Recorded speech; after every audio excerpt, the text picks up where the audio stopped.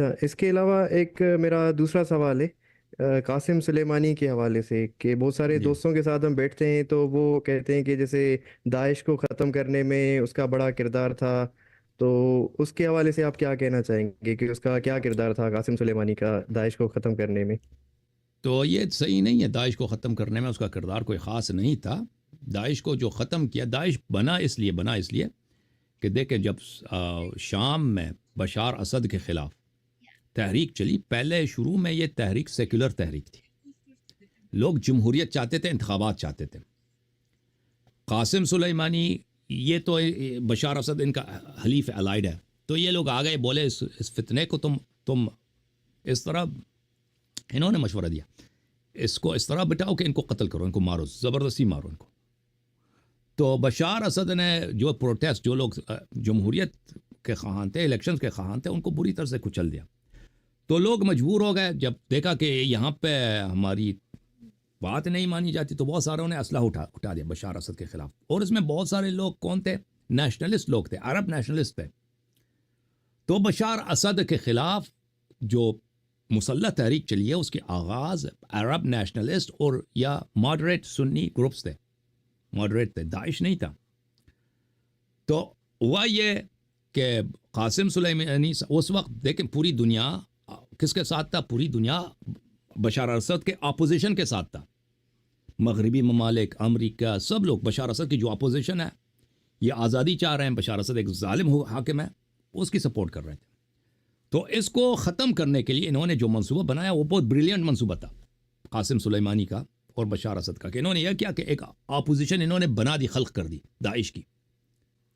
ایک انٹرویو ہے اس کا عبد الحلیم خدام کا، جو لوگ جانتے ہیں عبد الحلیم خدام کا، آپ سرچ کریں گوگل پہ عبد الحلیم خدام، بشار اسد کے والد صاحب حافظ الاسد کے بہت طویل سالوں تک اس کے فارن منسٹر تھے. جب حافظ الاسد کی وفات ہوئی ہے، پھر بھی وہ بہت بڑے عہدوں پہ تھے، کبھی وائس پریزیڈنٹ ہوتے تھے، کبھی پرائم منسٹر ہوتے تھے شام میں. تو وہ ان کے انٹرویو ہے، وہ بعد میں وہ پیرس میں چلے گئے تھے، وہاں پہ وہ ریٹائر ہو. وہ کہتے تھے کہ داعش کو، وہ ان کے یہ الفاظ نص ہیں، وہ عربی زبان میں ان کا انٹرویو ہے. وہ کہتے ہیں کہ مجھے پتہ ہے کہ میں کیا کہہ رہا ہوں، لوگ شاید یقین کریں یا نہ کریں، مجھے پتہ ہے کہ میں کیا کہہ رہا ہوں. داعش کو ایران نے شام میں لایا، وہ خود ان کے نص الفاظ ہیں. تو داعش کو کیسے لایا؟ ان کا ایک بریلینٹ پلان یہی تھا کہ اپوزیشن کو ختم کرنے کے لیے، اپوزیشن کو ایسی اپوزیشن ہم خلق کریں کہ جس کی کوئی حمایت نہ کر سکے. تو انہوں نے کیا کیا؟ داعش کو خلق کیا. داعش کو کہ انہوں نے وہ جو سلفی ٹائپ کے، تکفیری ٹائپ کے لوگ تھے ان کے جیلوں میں، ان کو آزاد کر دیا. اور پھر ان کو انہوں نے اسلحہ اٹھایا حکومت کے خلاف، اور ان کو بالکل وہاں پہ جنگیں ہوتی تھی نا سپاہی شام میں، بشار اسد کی فورسز فوکس کرتی تھی نیشنلسٹ گروپس پر اور لبرل گروپس پر، ماڈریٹ گروپس پر. داعش کے خلاف نہیں لڑتے تھے تاکہ داعش مضبوط بن جائے. تو داعش اس طرح اسٹرانگ بن گیا اس وجہ سے کہ بشار اسد اور قاسم سلیمانی صاحب کے لیے یہ مفید تھا کہ عراق میں، اس شام میں بشار اسد کا اپوزیشن ہے، ایسا اپوزیشن ہو جس کی کوئی سپورٹ نہ کرے، اور یہی ہوا. Okay, guys, your car insurance company does not want you to know you can do this. Big chunk of your monthly payment isn't even for insurance. It's just Bashar Asad نے ایران کے حمایت سے اور روس کے حمایت سے دوسرے جو لبرل ٹائپ کے ماڈریٹ سنی یا نیشنلسٹ جو مغربی دنیا ان کی حمایت کرتے تھے ان کو شکست دے دی، صفائی کر دی. داعش کو کچھ ٹچ نہیں کیا. داعش بڑا بن گیا، داعش نے عراق میں داخل ہو گیا، عراق پہ قبضہ کیا. تو اس طرح داعش ایک بہت بڑا بلا بن گیا. اور اس کے بعد جب داعش کربلا نجف تک پہنچ گیا تو عراق کے شیعوں نے، عراقی حکومت ایک بیکار سی حکومت ہے، فالتو حکومت، اس کے کئی شہروں پہ بغیر جنگ کے قبضہ کر لیا. وہ شیعہ حکومت ہے لیکن بہت ہی نالائق حکومت. عراقی حکومت کی موصل میں 1,50,000، میں نے جو سنا 1,50,000 فوج تھی. داعش والے 2,000 تھے، انہوں نے 1,50,000 کو کیسے شکست کے قبضہ کر دی؟ اس کا حساب اب کوئی کرے نا. عراقی حکومت سے آیت اللہ سیستانی سے پوچھ لے کہ آپ نے یہ حکومت عراق پہ مسلط کر دی، تو یہ آپ کی حکومت کتنی نالائق تھی کہ انہوں نے 2-3 ہزار کی فوج نے داعش کی فوج نے کیسے 1 لاکھ یا 50,000 یا کم از کم 30,000 بغیر جنگ کے موصل پہ قبضہ کر لیا، پھر تکریت پہ پر. اچھا تو پھر یہ ہوا کہ سیستانی صاحب نے فتویٰ دے دیا کہ داعش کے خلاف جنگ لڑنا واجب ہے.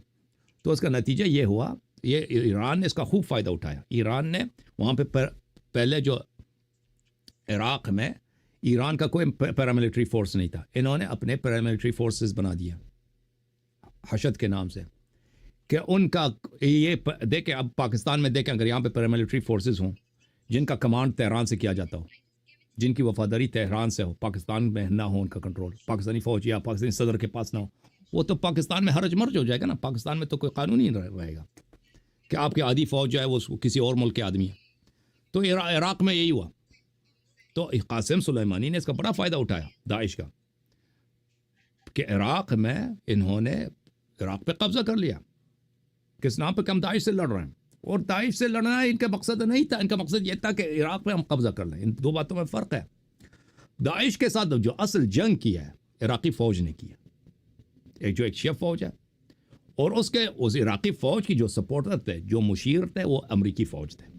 جو حقیقت اگر بتایا جائے نا، جو موصل کا جنگ ہے، موصل کا جنگ اتنا شدید جنگ ہے کہ آپ میں نے مختلف آرٹیکلز پڑھے ہیں جنہوں نے اپنی آنکھوں سے دیکھے ہیں کہ وہ جیسے ورلڈ وار 2 میں اسٹالن گراڈ کا جو جنگ تھا جتنا شدید، یعنی جرمن اور رشین فورسز کا، سوویت یونین کے فورسز کا، گلی گلی میں، محلے میں، ہر محلے میں جنگ، ہر گلی میں جنگ، ہر گھر، ہر بلڈنگ کے سامنے جنگ کرنا، اسی طرح جنگ تھا.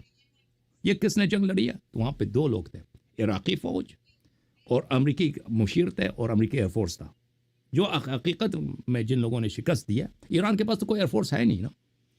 ایران کے پاس کیا ہے؟ ایران کے پاس یہی ہے عراق میں کہ وہ کسی کو اسلحہ دے دے، اپنے گروپوں کو آدمی، ان کے ایرانی جو گروپ ہے، ایران کے زیر اثر جو گروپ ہے، ان کی اتنی خواہش نہیں تھی کہ وہ اس سے لڑیں،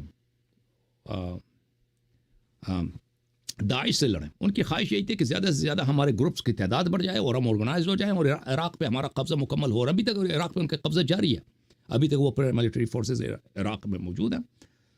تو آخر تک دیکھیں امریکی کی فوج 2011 میں عراق سے نکل گئے، 2009 میں عراقی حکومت نے جو ہے اگریمنٹ نہیں کیا کہ اب امریکی فوج یہاں پہ رہے. تو 2011 تک یہ نکل گئے عراق سے. اور پھر جب داعش 2012-2013 میں آئی ہے تو خود عراقی گورنمنٹ نے بہت ریکویسٹ کی ہے کہ آپ واپس آ جاؤ، کہ ہم نہیں روک سکتے داعش کو. اگر امریکی فوج یہاں پہ ہوتی تو وہ تو بہت طاقتور ہے، بہت ان کے پاس بہت فورس ہے. تو امریکہ نے قبول، اس وقت براک اوباما کا صدارت کا زمانہ تھا، انہوں نے قبول نہیں کیا، لیکن انہوں نے مشیر بھیجے اور ایئر فورس کا ایئر سپورٹ دے دی، ان کو ایئر سپورٹ دی. تو یہ ایئر سپورٹ جو تھا کافی مؤثر تھا اس جنگ میں. اب لوگ جو ہے نا کہیں گے کہ بھائی ہم نہیں مانتے. بہرحال میں کوئی ایکسپرٹ نہیں ہوں اس مسئلے پہ، میرے پاس فرسٹ ہینڈ نالج نہیں ہے. جو میں نے رپورٹس پڑھی، جو میرا تجزیہ ہے وہی ہے. جی سر.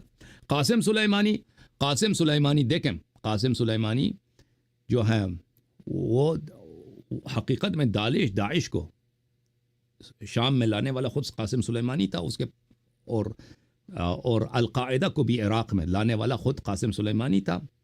اور اس نے بڑی خیانت کی ہے شیعوں کے ساتھ، بڑی خیانت کی ہے شیعوں کے ساتھ. اور اس کے جرائم میں ایک جرم یہی ہے کہ سامرہ میں عسکریین علیہم الصلاۃ والسلام کے